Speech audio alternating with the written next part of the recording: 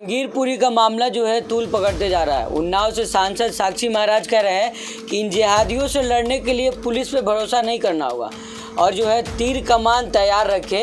वो अपने लोगों को ये कह रहे हैं कि भैया जिहादियों से निपटने के लिए तीर तलवार जो अपने तीर कमान रखनी चाहिए, तो भाई बाकी जिनको वो जिहादी कह रहे हैं उनको भी तैयार रहना चाहिए। कार्रवाई चाहे बुलडोजर की हो, चाहे FIR की हो, चाहे मुकदमों की हो, चाहे अरेस्ट की हो, किसके खिलाफ है? सीधे सीधे मुसलमानों के खिलाफ है। यानी मारा भी उन्हीं को जाता है, उन्हीं के खिलाफ नफरत फैलाई जाती है, उन्हीं को गाली दी जाती है, उन्हीं के खिलाफ FIR होती है झूठी, उन्हीं को अरेस्ट किया जाता है, उन्हीं के घर तोड़े जाते हैं। बड़ा गुस्सा आता है। आप लोग भी बार बार साधु संत, कौन साधु है और कौन संत है? साधु संत की परिभाषा क्या है? साधु संत की परिभाषा यह है कि क्या लोगों के बीच में घृणा फैलाते रहो, नफरत फैलाते रहो, मार काट की बात करो? क्या ऐसे साधु होते हैं क्या कि देश में हिंदू मुस्लिम के नाम पर दंगा फैलाओ, घृणा फैलाओ, नफरत फैलाओ, सांप्रदायिकता फैले बढ़े और ध्रुवीकरण हो? क्योंकि बीजेपी को फायदा केवल राजनीति में ध्रुवीकरण से ही होगा। नमस्कार, आप साथ राशिद, हमारे साथ सीनियर एडवोकेट भानु प्रताप जी हैं। इनसे बातचीत करेंगे जिस तरह से जहांगीरपुरी का मामला जो है तूल पकड़ते जा रहा है। उन्नाव से सांसद साक्षी महाराज कह रहे हैं कि इन जिहादियों से लड़ने के लिए पुलिस पे भरोसा नहीं करना होगा और जो है तीर कमान तैयार रखे। सर, किस तरह देख रहे हैं? बीजेपी सांसद है, सरकार उनकी है, तो पुलिस पे सवाल उठा रहे, कह रहे जिहादियों से लड़ने के लिए पुलिस पे भरोसा ना करे। नहीं तो वैसे तो ये होना चाहिए कानूनी के साक्षी महाराज है, MP है, तुरंत पहले जो उनकी जो मेंबर ऑफ पार्लियामेंट से मेंबरशिप है वो कैंसिल करनी चाहिए।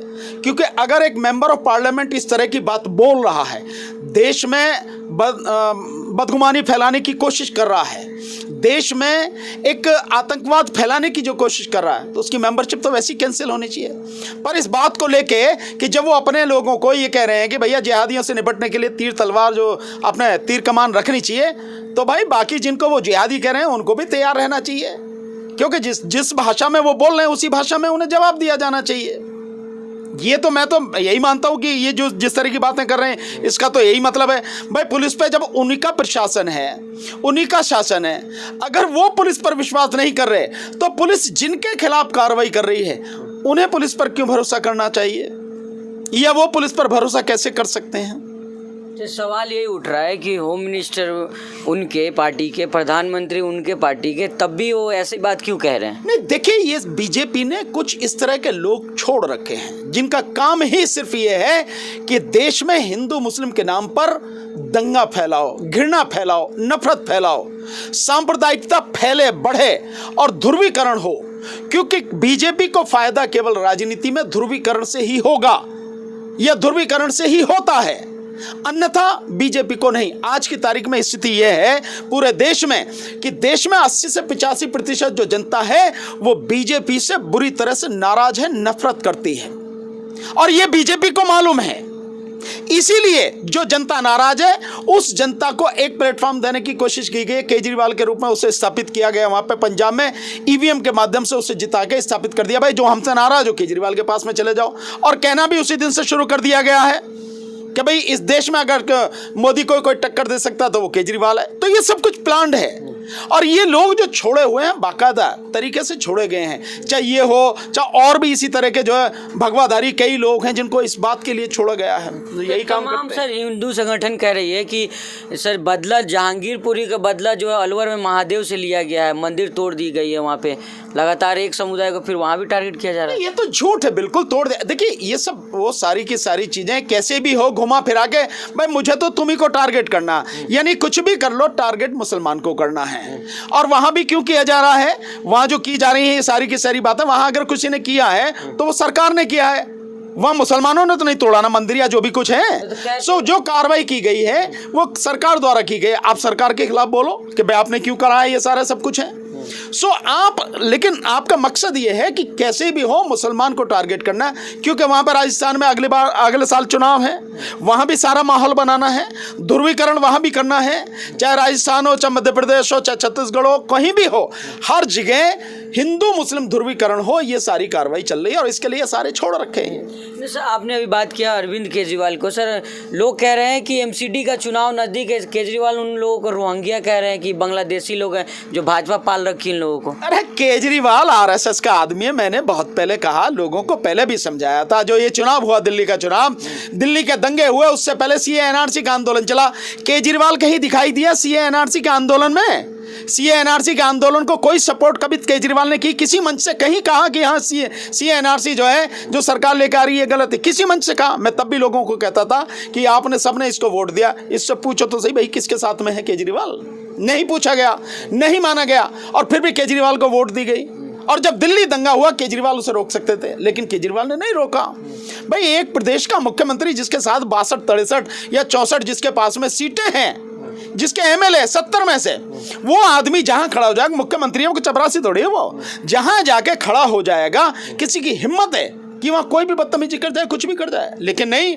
और आज यही हाल अब इसमें हो रहा है। इस वाले मामले में, जहांगीरपुरी वाले में क्या किया है उसने? केजरीवाल ने क्या किया? केजरीवाल की सरकार ने क्या किया है? यानी जो आदमी पकड़ा गया उसको भी कह रहे हैं कि ये बीजेपी का आदमी है। ये सारी चीजें कही जा रही हैं। रोहिंग्या कह रहे हैं, तो रोहिंग्या कह रहे हैं ये तुम्हारी सरकार यहाँ पे है। मैं समझता हूँ इनकी जो सरकार है पिछले करीब 7-8 साल से तो है ये इनकी सरकार, तो तुमने क्या किया उनके खिलाफ? ये बीजेपी यहाँ पे है, 8 साल से तो बीजेपी है केंद्र में, सो इन्होंने क्या किया? और इससे पहले से सबसे हैं, कभी इस बात की शिकायत क्यों नहीं की गई? आज वो रोहिंग्या नजर आ रहे हैं, वो सारे के सारे लोग बंगाल के हैं, कलकत्ता वगैरह के लोग हैं, सारे के सब जो आए हुए हैं, सब कुछ है। और कुछ भी अगर है तो उसके खिलाफ आपके पास लीगल एक्शन लेने के लिए सारी चीजें हैं। आप उनके खिलाफ कानूनी रूप से काम करो ना, कानूनी रूप से उनके खिलाफ शिकायत लिखो, एफआईआर लिखो, जो भी करना है वो करो। अगर वो रोहिंग्या हैं, बाहर के हैं, तो उन्हें हमारे देश में किस तरह से आश्रय मिल सकता है तो, नहीं मिल सकता है तो उसके हिसाब से आप कार्रवाई करो। आप वो तो नहीं कर रहे ना, केवल और केवल हिंदू मुस्लिम कर रहे हो, और हिंदू मुस्लिम दंगा भड़के इसको, उसके लिए सारे काम कर रहे हैं। सर जिस तरह से लगातार साधु संतों का भी बयान आ रहा है, वो लोग कह रहे हैं कि ज़्यादा से ज़्यादा बच्चे पैदा करें, जिहादियों से लड़ने के लिए 2 बजरंग दल में भेजे, 2 आरएसएस में भेजे। यार मैं तो बहुत सिंपल सी, मुझे आप लोगों पर भी बड़ा गुस्सा आता है। आप लोग भी बार बार साधु संत, कौन साधु है और कौन संत है? साधु संत की परिभाषा क्या है? साधु संत की परिभाषा यह है कि क्या लोगों के बीच में घृणा फैलाते रहो, नफरत फैलाते रहो, मार काट की बात करो? क्या ऐसे साधु होते हैं? क्या संत ऐसे होते हैं? संत का हिंसा से कोई लेना देना नहीं होता, संत का घृणा से कोई लेना देना नहीं होता, नफरत से कोई लेना देना नहीं होता।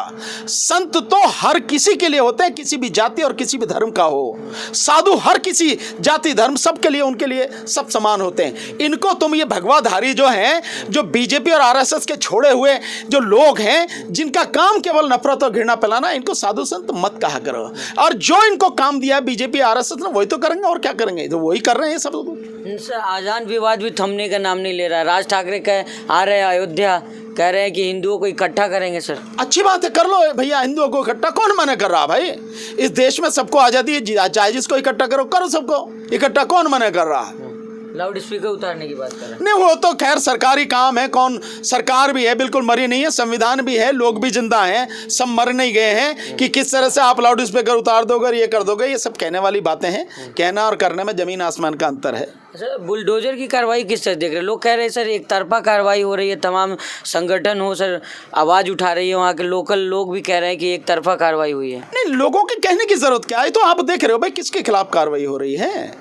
ये सारी कार्रवाई चाहे बुलडोजर की हो, चाहे एफआईआर की हो, चाहे मुकदमों की हो, चाहे अरेस्ट की हो, किसके खिलाफ है? सीधे सीधे मुसलमानों के खिलाफ है। यानी मारा भी उन्हीं को जाता है, उन्हीं के खिलाफ नफरत फैलाई जाती है, उन्हीं को गाली दी जाती है, उन्हीं के खिलाफ एफआईआर होती है झूठी, उन्हीं को अरेस्ट किया जाता है, उन्हीं के घर तोड़े जाते हैं। ये सब कुछ है भाई, सारा सब कुछ है। और अफसोस इस बात का है कि सुप्रीम कोर्ट के आदेश के बावजूद भी ये सब कुछ होता है। तो ये जो अधिकारी हैं, इनके खिलाफ जब तक कड़ी कार्रवाई नहीं होगी, ये सब चीजें ऐसे चलती रहेंगी, क्योंकि उनको सरकार का पूरा संरक्षण प्राप्त है। सर लगातार जिस तरह से आप लोग मीडिया पे सवाल करते रहते हैं, अभी न्यूज़ 18 के पत्रकार अमन चोपड़ा पे भी एफआईआर तमाम धाराओं में हुई है। वो प्रोग्राम कर रहे थे, वो कह रहे हैं कि महादेव से बदला ले लिया गया राजस्थान में, तो इसको लेकर राजस्थान पुलिस ने उनके एफआईआर दर्ज कर दी है। ठीक है, उन्होंने जो काम किया ठीक किया भाई। बहुत शुक्रिया से बातचीत करने का। तो ये थे भानु प्रताप जी, जो तमाम मुद्दे बातचीत कर रहे थे। साफ तौर पर कहना है कि जिस तरह से लगातार एक तरफा कार्रवाई हो रही है, और साधु संतों वाले बयान में भी कह रहे हैं कि जो है साधु संत किसी को भी नहीं कहा जा सकता। इस तरह के जो बयानबाजियाँ हो रही है, चाहे साक्षी महाराज दे रहे हैं या और लोग भी दे रही है, सरासर गलत है। बाकी और भी खबरों के लिए हमारे साथ बने रहिएगा। धन्यवाद।